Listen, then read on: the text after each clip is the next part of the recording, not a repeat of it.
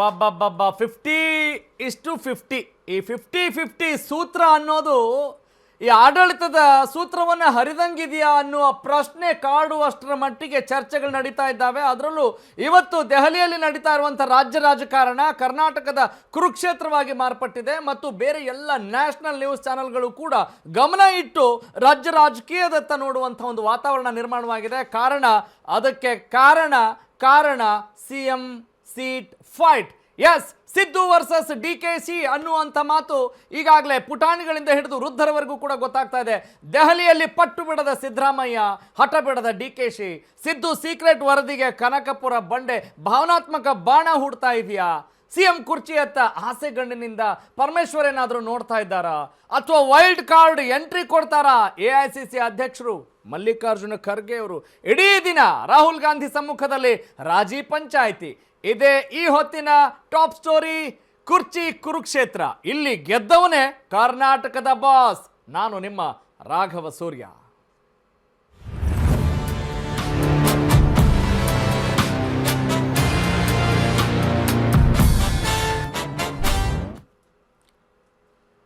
Towel ಹಾಕಿದ್ದಾಯ್ತು, bedsheet ಹಾಕಿದ್ದಾಯ್ತು, ಎಲ್ಲ ಆಯಿತು ಸೂಕ್ಷ್ಮವಾಗಿ. ಅಂದರೆ ಇಲ್ಲಿ ಚತುರ್ವೇದ ಪುರುಷಾರ್ಥ ನಿಮಗೆ ಗೊತ್ತಿದೆ. ಸಾಮ, ಭೇದ, ದಾನ, ದಂಡ ಅಂತ ಹೇಳಿ ಅದು ಎಲ್ಲವನ್ನು ಮಾಡ್ತಾ ಇದ್ದೀವಿ. ಎಷ್ಟಂತ ಕಾಯಬೇಕು ಅಂತ ಹೇಳಿ ಕಾಯುವವರು, ಸೀಟ್ನಲ್ಲಿರುವಂಥವ್ರು ನಾನು ಯಾಕ್ರಿ ಬಿಡಲಿ ಅಂತ ಸಹಜವಾದಂಥ ಒಂದು ಮಾತುಕತೆ ನಡೀತಾ ಇದೆ ಅಂತ ನಾವೆಲ್ಲ ಅಂದ್ಕೊಳ್ತಾ ಇದ್ದೀವಿ. ಆದರೆ ಏನು ನಡೀತಾ ಇದೆ, ಇನ್ಸೈಡ್ ಸ್ಟೋರಿ ಏನು, ಒಂದೊಂದಾಗಿ ನೋಡ್ತಾ ಹೋಗೋಣ. ಹಾಗೆಯೇ ಸ್ಟುಡಿಯೋದಲ್ಲಿರುವಂಥ ಗೆಸ್ಟ್ಗಳ ಜೊತೆ ಚರ್ಚೆ ಮಾಡೋಣ. ಅದಕ್ಕಿಂತ ಮುಂಚಿತವಾಗಿ big breaking update on Ashwavega news. ದೆಹಲಿಯಲ್ಲಿ ಪಟ್ಟು ಬಿಡದ ಸಿದ್ದರಾಮಯ್ಯ, ಹಠ ಬಿಡದ DKC. ಸಿದ್ದು ಸೀಕ್ರೆಟ್ ವರದಿಗೆ ಕನಕಪುರ ಬಂಡೆ ಭಾವನಾತ್ಮಕ ಬಾಣ ಬಿಡ್ತಾ ಇದೆ ಅನ್ನೋ ಮಾಹಿತಿ. ಸಿಎಂ ಕುರ್ಚಿಯತ್ತ ಆಸೆಗಣ್ಣಿನಿಂದ ಪರಮೇಶ್ವರ್ ನೋಡ್ತಾ ಇದ್ದಾರೆ. ವೈಲ್ಡ್ ಕಾರ್ಡ್ ಎಂಟ್ರಿ ಕೊಡ್ತಾರಾ ಮಲ್ಲಿಕಾರ್ಜುನ್ ಖರ್ಗೆ ಅನ್ನುವ ಇಂಪ್ಯಾಕ್ಟ್ ಪ್ಲೇಯರ್ ಆಗಿ ಯಾರಾದರೂ ಬರ್ತಾರಾ? ಹೀಗೊಂದು ಹೊಸ ಪ್ರಶ್ನೆ ಕೂಡ ಉದ್ಭವಿಸ್ತಾ ಇದೆ. ಇಡೀ ದಿನ ರಾಹುಲ್ ಗಾಂಧಿ ಜೊತೆ ರಾಜಿ ಪಂಚಾಯಿತಿ. ಕುರ್ಚಿ ಕುರುಕ್ಷೇತ್ರ, ಇಲ್ಲಿ ಗೆದ್ದವನೇ ಬಾಸ್, ಕರ್ನಾಟಕದ ಬಾಸ್. ಒಟ್ನಲ್ಲಿ 3 ವರ್ಷಗಳು ಕಳೆದಿದ್ದಾವೆ. ಅಧಿಕಾರದ ಅವಧಿ ಮುಗಿಲಿಕ್ಕೆ ಇನ್ನೂ 2 ವರ್ಷ ಬಾಕಿ ಇದೆ. ಆದರೆ ಇನ್ನು 2 ವರ್ಷಗಳ ಕಾಲ ನಾನು ಬಾಸ್ ಆಗಬೇಕು. ಅಫ್ಕೋರ್ಸ್ ಈ ಮುಂಚೆನೆ ಮಾತುಕತೆ ಆಗಿದ್ರೆ, ಒಪ್ಪಂದ ಆಗಿದ್ರೆ, ರಹಸ್ಯ ಒಪ್ಪಂದ ಆಗಿದ್ರೆ, ಈಗ ದೊಡ್ಡ ಮಟ್ಟದಲ್ಲಿ ಗೊಂದಲಕ್ಕೆ ಯಾಕೆ ಕಾರಣ ಆಗ್ತಾ ಇದೆ ಅನ್ನುವ ಪ್ರಶ್ನೆಗೆ ಕಾಂಗ್ರೆಸ್ ನಾಯಕರು ಉತ್ತರ ಕೊಡಬೇಕಾಗಿದೆ. ಒಟ್ಟಿನಲ್ಲಿ ಪಟ್ಟನ್ನ ಯಾರೂ ಕೂಡ ಸಡಿಲಿಸ್ತಾ ಇಲ್ಲ, ಪಟ್ಟನ್ನ ಹಾಕ್ತಾ ಇದ್ದಾರೆ, ಪಟ್ಟನ್ನ ಬಿಡ್ತಾ ಇಲ್ಲ. ಅದೇ ರೀತಿ ಕುಸ್ತಿಯ ಪಟ್ಟುಗಳನ್ನು ಕೂಡ ಕರಗತ ಮಾಡಿಕೊಂಡಿದ್ದಾರೆ. ಒಬ್ಬರು ಮಾಸ್ ಲೀಡರ್ ಅನ್ನುವ ಖ್ಯಾತಿ, ಅಧಿಕಾರ, ಈಗಾಗಲೇ ಮುಖ್ಯಮಂತ್ರಿಯಾಗಿ ದೀರ್ಘಾವಧಿಯನ್ನು ಪೂರ್ಣಗೊಳಿಸಿದಂಥ ಖ್ಯಾತಿ ಇದೆ. ಅಹಿಂದ ಸಮುದಾಯ ನನ್ನ ಬೆನ್ನಿಗಿದೆ, ನಾನೇ ಜನಪ್ರಿಯ ನಾಯಕ ಅನ್ನುವ ಒಂದು ಶೀರ್ಷಿಕೆ ಇದೆ, ಹಣೆಪಟ್ಟಿ ಇದೆ. ಹಿಂಗಿರುವಾಗ ನನ್ನ ಯಾಕ್ರಿ ಇಳಿಸ್ತೀರಾ? ಕಳಂಕಿತ ಸರ್ಕಾರ ಏನಾದರೂ ಇದೆಯೇನ್ರಿ? ನಾನು ಬಂದಾಗಿಂದ ಆಡಳಿತದಲ್ಲಿ ಏನಾದರೂ ಕಪ್ಪು ಚುಕ್ಕೆ ಇದೆಯಾ? ಭ್ರಷ್ಟಾಚಾರದಲ್ಲಿ ನನ್ನ ಹೆಸರೇನಾದರೂ ತೇಲ್ ಬರ್ತಾ ಇದೆಯಾ? ಯಾವುದಿದೆ ಅಂತ ಹೇಳಿ ಪ್ರಸ್ತುತ ಮುಖ್ಯಮಂತ್ರಿ ಸಿದ್ದರಾಮಯ್ಯ ಕೇಳಿದರೆ, ಇಲ್ಲಿ ಭಾವನಾತ್ಮಕ ಬಾಣ ಕೂಡ DKC ಅವರಿಂದ ಹೂಡ್ತಾನೇ ಇದೆ ಅನ್ನುವ ಮಾಹಿತಿ ಲಭ್ಯವಾಗ್ತಾ ಇದೆ. ಏನ್ರಿ, ನಾವು ಅಧಿಕಾರಕ್ಕೆ ತಂದಿಲ್ವೇನ್ರಿ? ತನು ಮನ ಧನ ಎಲ್ಲವನ್ನ ಅರ್ಪಿಸಿ ಸಂಘಟನೆಯನ್ನು ಮಾಡಿಲ್ವಾ? ಟ್ರಬಲ್ ಶೂಟರ್ ಅನ್ನುವ ಒಂದು ಹಣೆಪಟ್ಟಿ ನಮಗಿಲ್ವಾ? ಪಕ್ಷ ಕಷ್ಟದಲ್ಲಿದ್ದಾಗ ನಾವು ಗೆಲ್ಲಿಸ್ಕೊಂಡು ಬಂದಿಲ್ವಾ? ಪಕ್ಷವನ್ನು ಬ್ಯಾಲೆನ್ಸ್ ಮಾಡ್ಕೊಂಡು ಬಂದಿಲ್ವಾ? ಏನೇನು ಬೇಕು ಇಲ್ಲಿ ಸೂತ್ರ ಹಿಡಿಬೇಕಾದ್ರೆ ನಾವು ಬೇಕು, ಆದರೆ ಇನ್ನೂ ಕೂಡ ನಾನು ತ್ಯಾಗ ಮಾಡಿಕೊಂಡೇ ಇರಬೇಕಾ ಅನ್ನುವ ಪ್ರಶ್ನೆ ಸಹಜವಾಗಿ ಕಾಡ್ತಾ ಇದೆ DKC ಅವರಲ್ಲಿ. ಎಸ್, ಇದಕ್ಕೆ ಪೂರಕವಾದಂಥ ಮತ್ತಷ್ಟು ಸಪೋರ್ಟಿಂಗ್ ಅಪ್ಡೇಟ್ಸ್. ಇದು ಈ ಕ್ಷಣದ ಬಿಗ್ ಬ್ರೇಕಿಂಗ್ ಅಪ್ಡೇಟ್. ಸದ್ಯಕ್ಕೆ ಮುಗಿಯಲ್ಲ ಕರುನಾಡ ಕುರ್ಚಿ ಕುರುಕ್ಷೇತ್ರ, ದಟ್ಸ್ ಫಾರ್ ಶೋರ್ ಅನ್ನುವ ಮಾಹಿತಿ ಇದೀಗ ತಾನೇ ಲಭ್ಯವಾಗ್ತಾ ಇದೆ.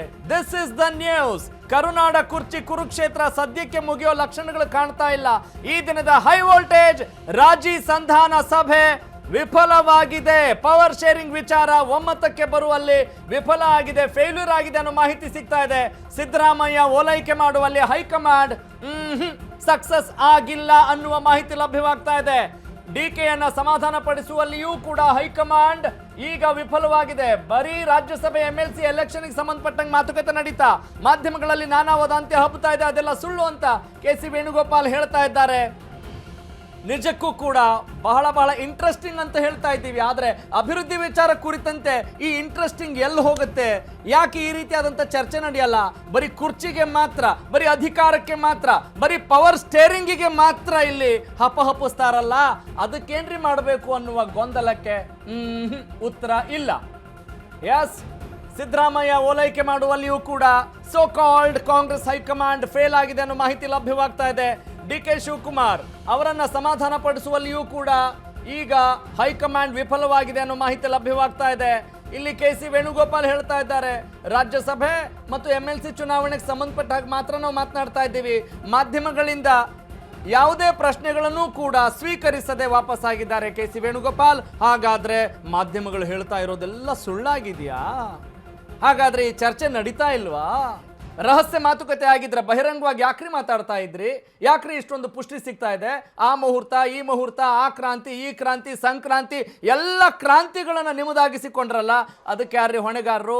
ಬರೀ ನೀವು ಮಾತುಕತೆಗೆ ಇಷ್ಟೆಲ್ಲ ನಮ್ಮ ಟ್ಯಾಕ್ಸ್ ಹಣವನ್ನ, ತೆರಿಗೆ ಹಣವನ್ನ ನಿಮ್ಮ ಪ್ರಯಾಣಕ್ಕೆ, ನಿಮ್ಮ ಮಾರ್ಕೆಟಿಂಗಿಗೆ, ನಿಮ್ಮ ಲಾಲಸೆಗೆ ಬಳಸ್ತಾ ಇದ್ದೀರಲ್ಲ, ಇದನ್ನೆಲ್ಲ ನಾವು ಕೇಳಬಾರ್ದ ಅನ್ನುವ ಪ್ರಶ್ನೆಗೆ ಏನಾದರೂ ಉತ್ತರ ಇದೆಯಾ ಅನ್ನುವ ಪ್ರಶ್ನೆಗೆ ಉತ್ತರ ಸಿಗ್ತಾ ಇಲ್ಲ, ಸಿಗುತ್ತೆ ಅನ್ನುವ ಭರವಸೆ ಇಲ್ಲ. ಎಸ್, ನೆಕ್ಸ್ಟ್ ಅಪ್ಡೇಟ್ ಹೋಗ್ತಾ ಇದ್ದೀವಿ. ಚುಟುಕು ಸುದ್ದಿಗೋಷ್ಠಿಯಲ್ಲಿ ಸಿದ್ದರಾಮಯ್ಯ ಬಹಳ ಡಲ್ ಆಗಿದ್ದಾರೆ ಅನ್ನೋ ಮಾಹಿತಿ ಲಭ್ಯವಾಗ್ತಾ ಇದೆ. Very interesting and shocking. ಈ ಚುಟುಕು ಸುದ್ದಿಗೋಷ್ಠಿಯಲ್ಲಿ ಸಿದ್ದರಾಮಯ್ಯ ಡಲ್ ಆಗಿದ್ದಾರೆ. DK ಶಿವಕುಮಾರ್ ಮುಖದಲ್ಲಿ ನಿಜಕ್ಕೂ ಕೂಡ ಕಿಲಕಿಲ ನಗು ಅನ್ನುವ ವಾತಾವರಣ ಏನಾದ್ರೂ ಬರ್ತಾ ಇದೆಯಾ? ಇದೊಂದೇ ಒಳಗೇನೋ ನಡೆದಿರಬಹುದು ಅನ್ನುವ ಒಂದು ಕುರುಹು ಕಾಡ್ತಾ ಇದೆ. ಬಾಡಿ ವೋಂಟ್ ಲೈ ಅನ್ನೋ ಮಾತಿದೆ. Body language will not say wrong. ಆದ್ರೆ DKಗೆ ಪಟ್ಟ ಬಿಡಲು ಒಪ್ಪದೇ ಇರಬಹುದು ಸಿದ್ದರಾಮಯ್ಯ.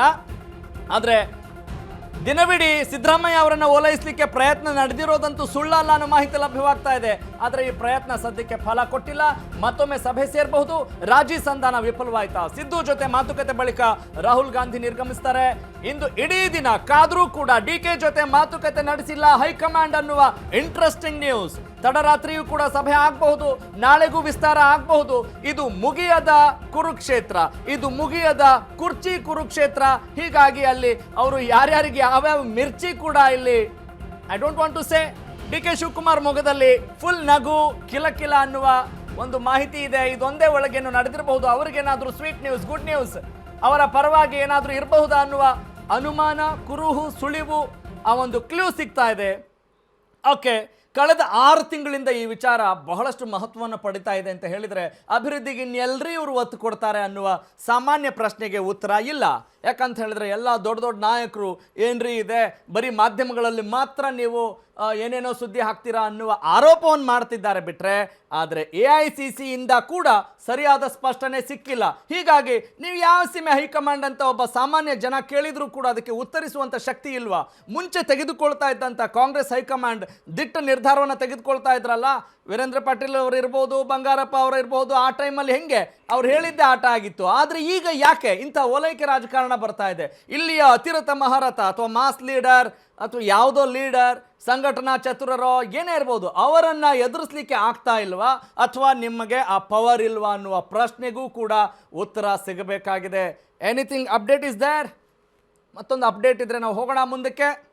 ಎಸ್, ಸದ್ಯಕ್ಕೆ ಈ ಅಪ್ಡೇಟ್ ಮೇಲೆ, ಈ ಆಧಾರದ ಮೇಲೆ ನಾವು ನಮ್ಮ ಸ್ಟುಡಿಯೋದಲ್ಲಿ ಆಗಮಿಸಿರುವಂಥ ಗೆಸ್ಟ್ಗಳ ಜೊತೆ ನಾವು ಚರ್ಚೆಯನ್ನು ಮಾಡೋಣ.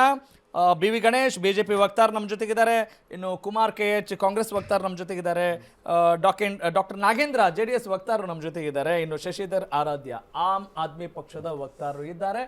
S, let's go for screen guest. ನಿಮ್ಮೆಲ್ರಿಗೂ ಕೂಡ ನಮಸ್ಕಾರ ಮತ್ತು ಸ್ವಾಗತ. ಫಸ್ಟಿಗೆ ನಾನು ಆಮ್ ಆದ್ಮಿ ಪಕ್ಷದವರಿಂದ ಕೇಳೋಕೆ ಇಷ್ಟಪಡ್ತೀನಿ. ಯಾಕಂತ ಹೇಳಿದ್ರೆ ಆಮ್ ಆದ್ಮಿ ಹೆಸರು ಅಲ್ವೇನ್ರಿ? ಸಾಮಾನ್ಯ ಮನುಷ್ಯನ ಧ್ವನಿ ಏನು ಆಲಿಸಿದ್ದಾರೆ?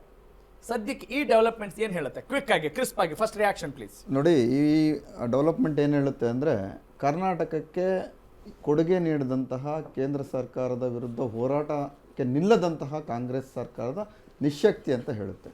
ಕರ್ನಾಟಕದ ಈಗ 73 ದಿನ ಸುಮ್ಮನೆ ಇದ್ದು ಏಕಾಏಕಿ ಪೆಟ್ರೋಲ್ ದರಗಳನ್ನು ಏರಿಸಿ, ಗ್ಯಾಸ್ ಬೆಲೆಗಳನ್ನು ಏರಿಸಿ ಇವತ್ತು ಕರ್ನಾಟಕದ ಜನರಿಗೆ ಒಟ್ಟಿಗೆ ಬರೆ ಹೇಳ್ದಿದ್ದಾರಲ್ಲ, ಆ ಬರೆಯ ಬಗ್ಗೆ ಹೋರಾಟಕ್ಕೆ ನಿಂತ್ಕೊಬೇಕಾಗಿದ್ದು ಯಾರು? ಕರ್ನಾಟಕ ಸರ್ಕಾರದ ಮುಖ್ಯಮಂತ್ರಿಗಳು, ಉಪಮುಖ್ಯಮಂತ್ರಿಗಳು, ಸಂಪುಟ ಮತ್ತು MLAಗಳು.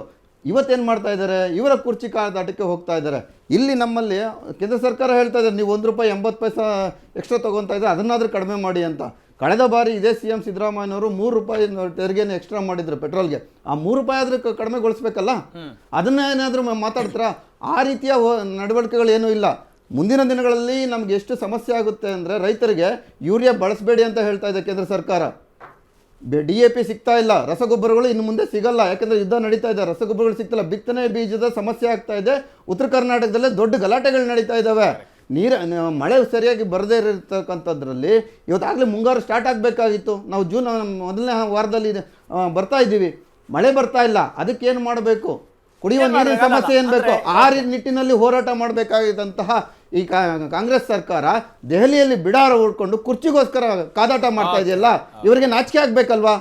ಜನರ ಬಗ್ಗೆ ಏನಾದ್ರೂ ಕಾಳಜಿ ಇದೆಯಾ? ಇದು ಒಬ್ಬ ಸಾಮಾನ್ಯನ ಧ್ವನಿ ಹಿಂಗಿದೆ ಅಂತ ಹೇಳಿ ಆಮ್ ಆದ್ಮಿ ಪ್ರತಿಯೊಂದು ಬೆಲೆಯನ್ನು ಸಹ ಏರಿಸಿದ್ದೀರಾ, ಪ್ರತಿಯೊಂದು ಬೆಲೆಗಳನ್ನು ಏರಿಸಿದ್ದೀರಾ. ಜಾಬ್ ಕೊಡ್ತೀವಿ ಅಂತ ಹೇಳಿ ಹುಬ್ಬಳ್ಳಿಯಲ್ಲಿ ನಡೆದಂತಹ ಪ್ರತಿಭಟನೆ ಆದ್ಮೇಲೆ ಇದುವರೆಗೂ ಅದ್ರ ಬಗ್ಗೆ ಚಕಾರ ಎತ್ತಾ ಇಲ್ಲ. ಏನ್ ಮಾಡ್ತಾ ಇದೆ ಸರ್ಕಾರ? ಏನ್ ಮಾಡ್ತಾ ಇದೆ? 3 ಲಕ್ಷ ಜಾಬ್ ನೀವು ಇಟ್ಕೊಂಡು ಯಾಕೆ ಕೂತಿದ್ದೀರಾ? ಕೇಂದ್ರ ಸರ್ಕಾರದ ಮೇಲೆ ಹೇಳ್ತೀರಾ ಕೇಂದ್ರ ಸರ್ಕಾರ 10 ಲಕ್ಷ ಜಾಬ್ ಇಟ್ಕೊಂಡಿದೆ. ಅವ್ರಿಗಂತೂ ನಾಚಿಕೆ ಮಾನ ಮರ್ಯಾದೆ ಇಲ್ಲ. ನಿಮ್ಗಾದ್ರೂ ಬೇಕಲ್ವಾ? ರಾಜ್ಯ ಜನಕ್ಕಾದ್ರೂ ನೀವೇನಾದ್ರೂ ಒಳ್ಳೇದು ಮಾಡ್ಬೇಕಲ್ವಾ? ಒಳ್ಳೇದನ್ನು ಮಾಡೋಕ್ಕಾಗದಿದ್ದು ಸರಿಪಡಿಸೋದಂತ ನಿಟ್ಟಿನಲ್ಲಾದ್ರೂ ಹೋರಾಟ ಮಾಡ್ಬೇಕಲ್ಲ. ಹೋರಾಟನೇ ಮಾಡಿರ್ತಕ್ಕಂಥ ನಿಷ್ಕ್ರಿಯ ಸರ್ಕಾರ ನಮ್ಮ ಕಾಂಗ್ರೆಸ್ ಸರ್ಕಾರ. Thank you.